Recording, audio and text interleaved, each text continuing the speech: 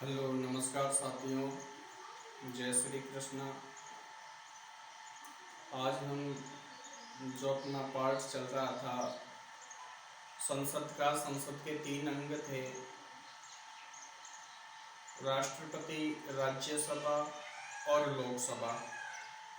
राज्यसभा के बारे में हमने 2 वीडियो में अध्ययन कर लिया है।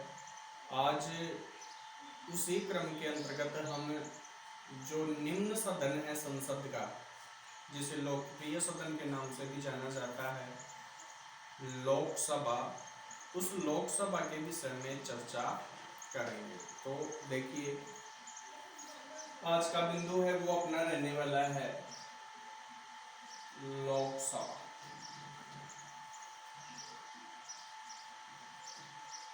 और सबसे पहला जो काम है, लोकसभा वर्णित है संवैधानिक स्थिति है वो है इसकी अनुच्छेद 81।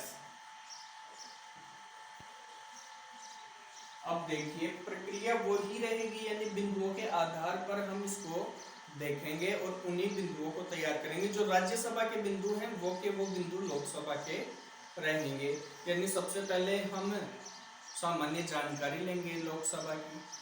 तो देखिए, पहले बिंदुओं की चर्चा कर लेते हैं हम। सबसे पहला बिंदु रहेगा लोकसभा के बारे में सामान्य जानकारी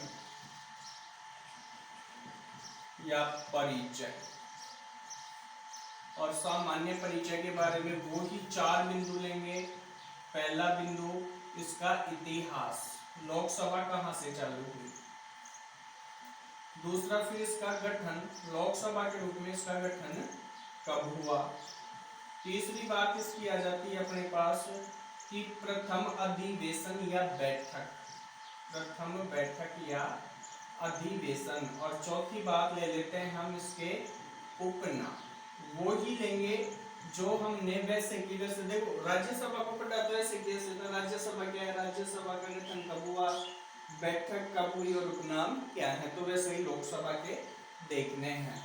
दूसरे बिंदु पे ले अपन, तो इसमें जो सदस्य संख्या है वो कितनी रहने वाली है।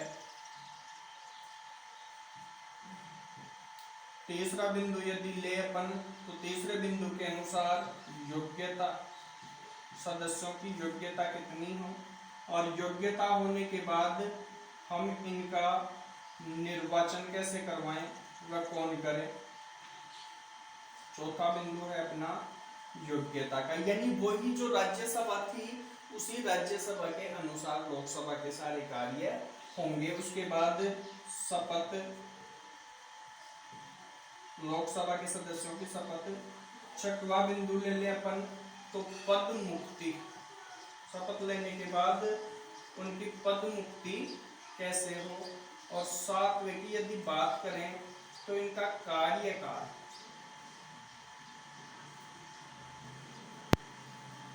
कितना रहता है। अर्थात देखिए, आज हम राज्यसभा के इस वीडियो के अंतर्गत 7 बिंदुओं पर चर्चा करने वाले हैं। लोकसभा के बारे में जो पहला बिंदु है वो है अपना सामान्य परिचय। इसके अंतर्गत जानेंगे अपन इतिहास और लोकसभा का गठन, प्रथम बैठक और इसके उपनाम क्या क्या है। लोकसभा में सदस्य संख्या कितनी होनी चाहिए, उनकी योग्यता क्या हो, उनका निर्वाचन किस प्रकार से किया जाए, उनको शपथ कौन दिलाए, पद मुक्ति कैसे हो, और लोकसभा सदस्यों का कार्यकाल कितना हो। यानी ये 7 बिंदु हम देखने वाले हैं।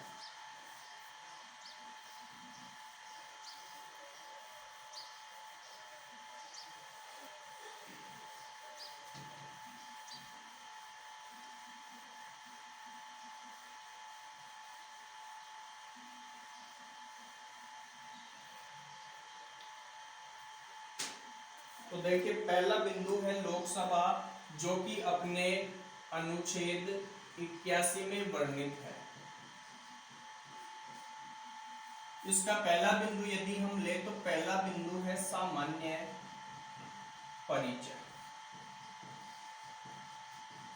और सामान्य परिचय का पहला बिंदु है वो है इतिहास, लोकसभा का इतिहास। तो इतिहास की बातचीत करें तो अस्वतंत्र भारत, जब था, तो 1919 का जो अधिनियम था उससे पहले तो एक सदनात्मक व्यवस्था थी, और वो जो एक सदन था वो एक सदन था अपनी लोकसभा, और उससे इस लोकसभा को स्वतंत्रता से पूर्व केंद्रीय विधानसभा के नाम से जाना जाता है। तो इसका इतिहास केंद्रीय विधानसभा, इतना सा ध्यान रखना है, जो आगे चल करके किस नाम से अपने सामने आई, लोकसभा के नाम से। दूसरा जो बिंदु है वो है गठन।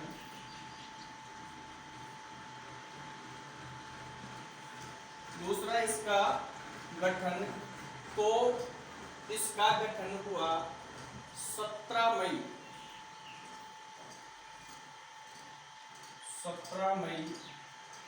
17 अप्रैल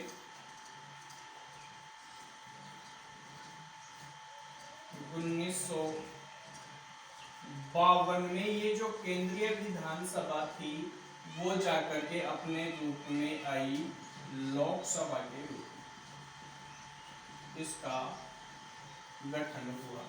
फिर इस लोकसभा की तीसरी बात करें अपन, तो प्रथम बैठक,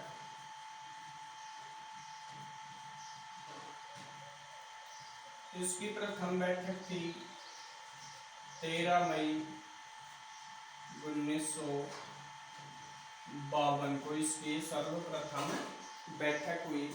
अब बात जो अपना चौथा बिंदु आया था वो है उपनाम। क्या हम इसको अन्य नामों से भी जानते हैं? इस लोकसभा के अन्य नाम क्या क्या हो सकते हैं? तो देखो, सर्वप्रथम तो यह है लोगों की सभा है, इसलिए लोगों का सदन कहते हैं। लोगों का या जनता का सदन, पहला नाम जनता का सदन। लोगों का और जनता का सदन है, इसलिए इसको लोकप्रिय सदन, लोकप्रिय सदन भी कहते हैं। तीसरा नाम, राज्यसभा एक स्थायी सदन है, अर्थात उसका कभी विघटन नहीं होता, निरंतर चलने वाली सभा है, लेकिन इसको राष्ट्रपति समय से पूर्व भी भंग कर सकता है, इसलिए इस सदन को अस्थायी सदन भी कहा जाता है।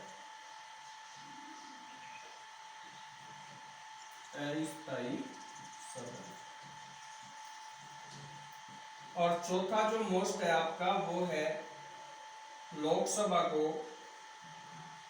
निम्न सदन के नाम से भी जाना जाता है, निम्न सदन के नाम से भी जानते हैं। इस प्रकार इसके चार उपनाम हैं: जनता का सदन, लोकप्रिय सदन, अस्थायी सदन और निम्न सदन। नेक्स्ट बात करते हैं हम, इसका जो दूसरा बिंदु है वो है सदस्य संख्या, यानी लोकसभा में कितने सदस्य हो सकते हैं। जिस प्रकार राज्यसभा में सदस्य होंगे उसी प्रकार लोकसभा में सदस्य होंगे, तो इनकी संख्या है उसके बारे में चर्चा करेंगे। तो नेक्स्ट बिंदु है अपना दूसरा, वो है सदस्य संख्या।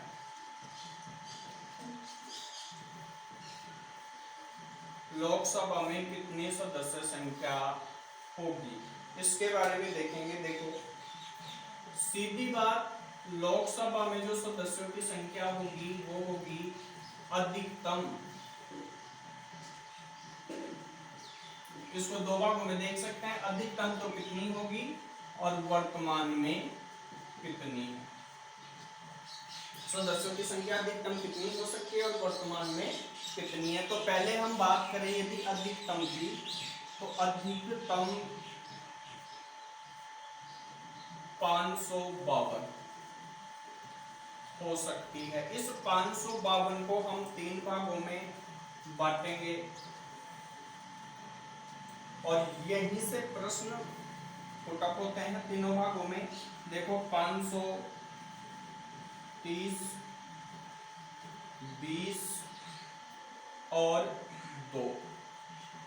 इस प्रकार ये 552 सदस्य होते हैं अधिकतम। अब ये 530 तो होंगे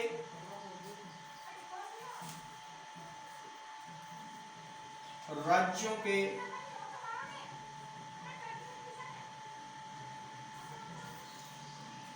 मतदाताओं द्वारा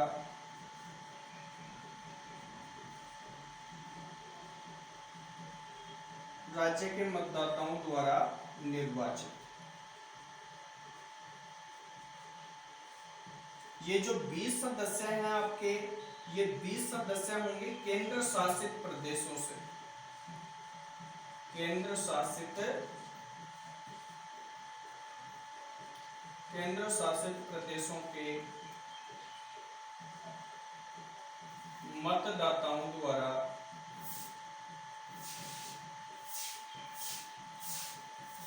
निर्वाचित। और ये जो दो हैं, ये दो मिलेंगे आपको यदि उचित प्रतिनिधित्व नहीं मिलता है। उचित प्रतिनिधित्व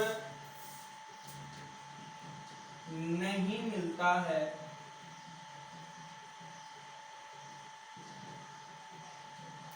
तो राष्ट्रपति मनोनीत करेगा।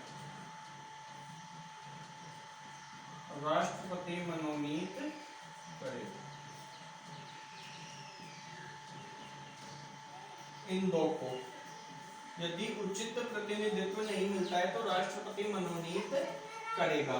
और मनोनीत कहां से करेगा? तो ये सदस्य होंगे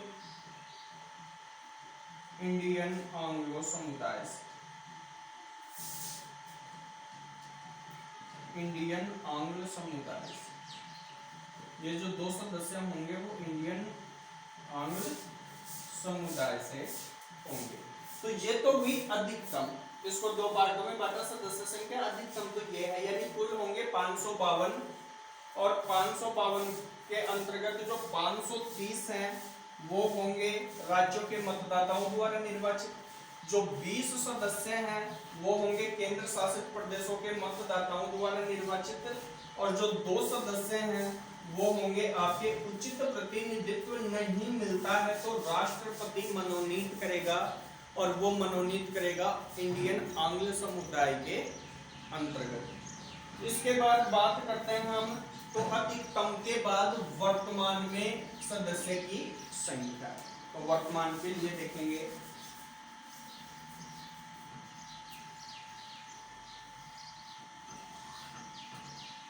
लोकसभा में वर्तमान सदस्य संख्या कितनी है, वह कहां से है। तो दोनों पार्ट आपको तैयार करने हैं। अधिकतम कितनी हो सकती है और कितनी है। तो बात करते हैं अब हम वर्तमान सदस्य संख्या की। वर्तमान सदस्य संख्या। वर्तमान सदस्य संख्या वो ही 3 प्रकार के भाग हैं। तो पहले में है आपके 530, जहां से होनी चाहिए थी 530। कहां से? राज्यों के मतदाताओं द्वारा निर्वाचित। ये पूरे के पूरे राज्यों से हैं। 530 मौजूद है। दूसरी बात करते थे अपन कि 20 सदस्य केंद्र शासित प्रदेशों द्वारा निर्वाचित होने चाहिए थे, लेकिन ये 20 ना होकर के वर्तमान में 13 सदस्य, ये यहां से प्रश्न आ सकता है, 13 सदस्य ही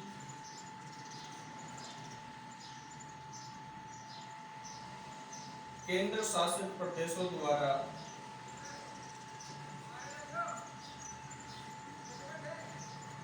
सदस्य ही केंद्र शासित प्रदेशों द्वारा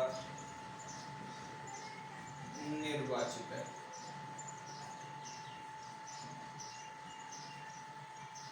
तो ये आपका मोस्ट हो जाता है। हो सकते हैं 20 लेकिन है कितने, 13। और तीसरी यदि बात करते हैं तो जो राष्ट्रपति मनोनीत करता है उनकी सदस्य संख्या होती है 2, और ये 2 के 2 सदस्य राष्ट्रपति द्वारा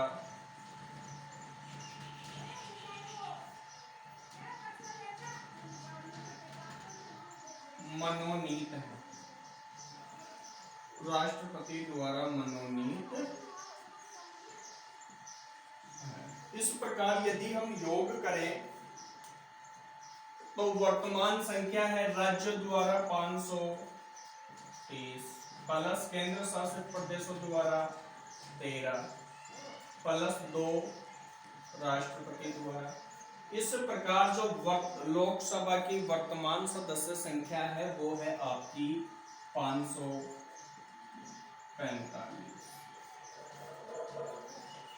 और ये 2026 तक अपरिवर्तनीय रहेगी। इसके बाद हम बात करते हैं, तीसरा बिंदु है अपना योग्यता।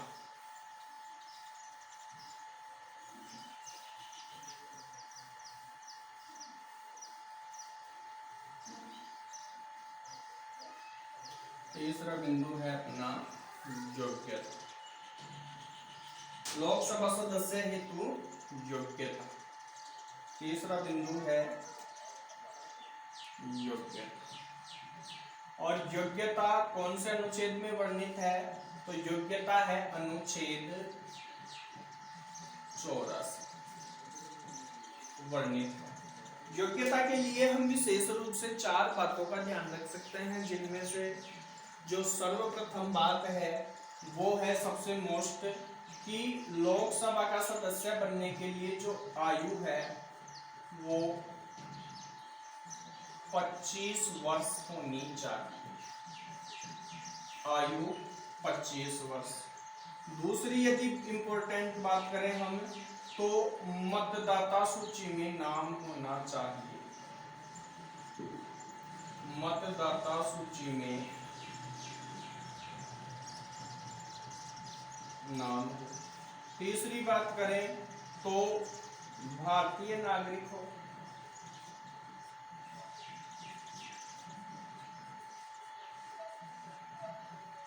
चौथी बात करें तो दिवालिया व पागल नहीं हो,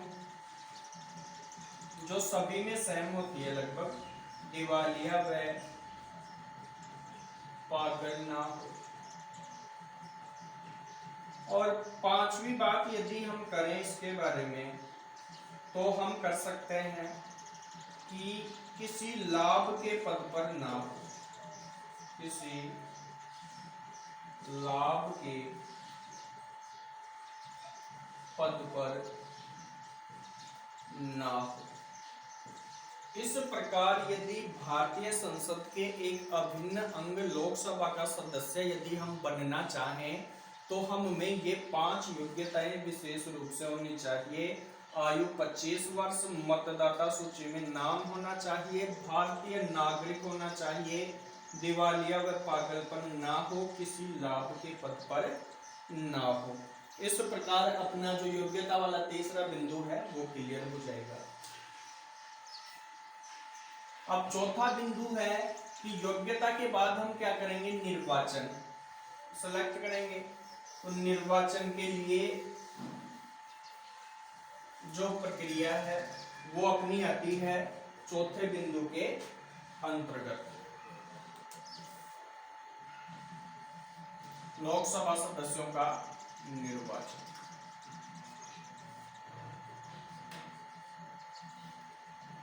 लोकसभा सदस्यों के निर्वाचन के लिए निर्वाचन कौन करेगा, पहली बात जनता। कौन करेगा, जनता। कैसे करेगी, प्रत्यक्ष रूप से। और तीसरी बात विधि कौन सी होगी, गुप्त विधि द्वारा। ये 3 बातें आपको ध्यान रखनी है कि लोकसभा सदस्यों के लिए निर्वाचन जनता करेगी, प्रत्यक्ष रूप से करेगी और गुप्त विधि द्वारा लोकसभा सदस्यों का निर्वाचन करेगी। नेक्स्ट बिंदु है अपना, वो है इन सदस्यों के निर्वाचन के बाद एक सामान्य सी बात है कि वो है अपना शपथ, जो कि अनुच्छेद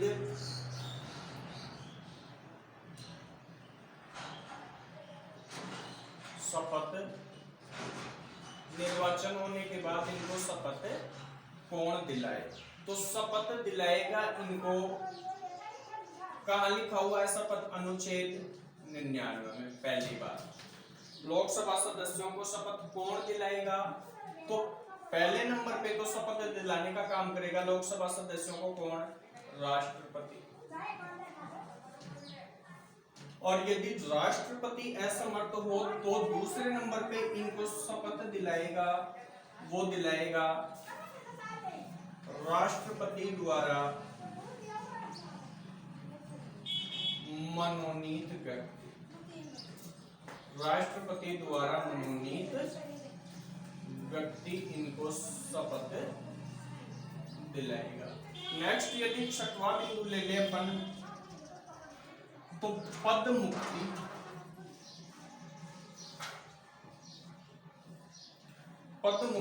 पद मुक्ति के लिए हम विशेष रूप से ध्यान दे सकते हैं कि प्रथम बैठक की, ध्यान देना, प्रथम बैठक की तिथि से, इन लाइनों को याद करना है आपको, तिथि से, क्योंकि यहीं से प्रश्न पूछ लेता है। प्रथम बैठक की तिथि से 5 वर्ष पद मुक्ति प्रथम बैठक की तिथि से 5 वर्ष तक रहेगी। लेकिन हम जानते हैं कि राष्ट्रपति इसको समय से पूर्व भंग कर सकता है। यह एक अस्थायी सभा है, राष्ट्रपति समय से पूर्व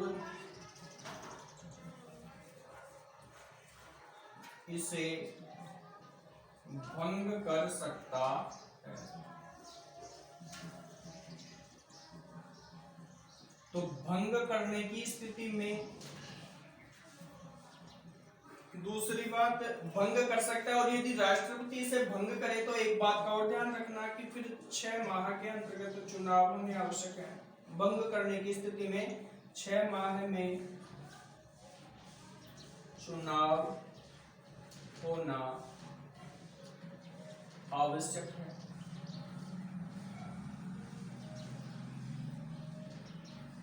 लोकसभा के बारे में एक बात हम और याद, ये पद मुक्ति से संबंधित बातें हैं, एक बात और हम तैयार कर सकते हैं कि पद मुक्ति अस्थायी सदन है। अस्थायी सदन के अंतर्गत इसका कार्यकाल भी बढ़ाया जा सकता है। कार्यकाल में वृद्धि हो सकती है, कार्यकाल में वृद्धि हो सकती है, ये विशेष ध्यान रखना, इसके कार्यकाल में वृद्धि भी हो सकती है, लेकिन अभी तक हुई नहीं है, एक बार भी नहीं हुई।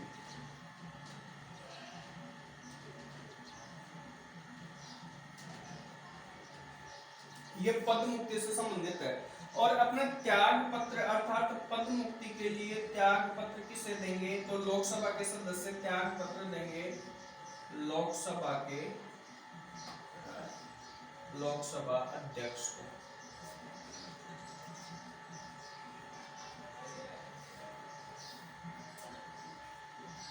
तो इन चारों बातों को हम ध्यान से देखेंगे, पद मुक्ति और कार्यकाल से संबंधित है।